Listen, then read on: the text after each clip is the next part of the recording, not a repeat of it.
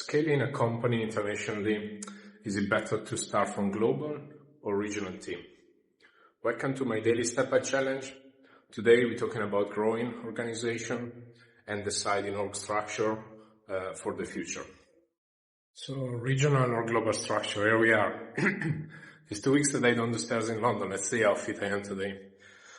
So one aspect to consider when talking about growing your organization internationally is how you want to structure it. I come before Wise to consulting large enterprises that in the past, a lot of them used to build regional teams, so a classic bank had basically in each country completely different marketing org that were almost not communicating to each other. Then what was happening is that, decades in, someone was spinning off what they used to call, but maybe some of them still call, Center of Excellence, that is a terrible term. I don't know, it sounds sad.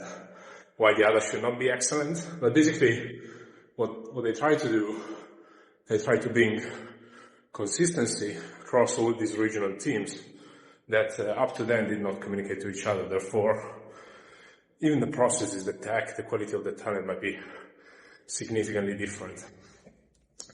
In the case of this setup, this is my least favorite, yet it's got some pros, because obviously you have strong regional ownership. And in the case of that setup, I think that the bet to make sooner than later, so I will not wait decades, is to bring guild owners, so these are specialists of certain discipline, and try to work out how they can interface with you in each region in a way that their opinion is not just an opinion. In the past, these center of excellence used to be agencies pitching some processes to regional team, but these people should actually integrate in the life of regional teams. The other option is the one of starting like Wise did. So we started with global teams, and we then scaled those to region.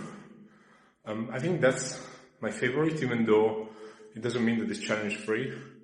When we got to the point where we had to go deeper at the regional level, we basically realized that people in the global teams had different depth at the regional level. That's fine. So one thing to do very early days is to make sure that the more global teams touch regions, they end up having an okay structure around that, as opposed to leave it completely to them to decide whether they want to build some structure around that. And then the other aspect that we try to do now, and I guess you have to do later, is to bring in regional owners, right? That basically are the one that control more operation as well as ad hoc activity at regional level. I think that the only insights that we have on that area is the day you do it, you really have to commit to that, because in the same way, in the other setup, the regional team don't care about this central agency. There is a risk here that the global team will not engage deep enough with regional activity just because they tend to operate with their global constraints. So the day if you go from global to regional, at some point, the day you want to invest in regional, you have to get very serious about it.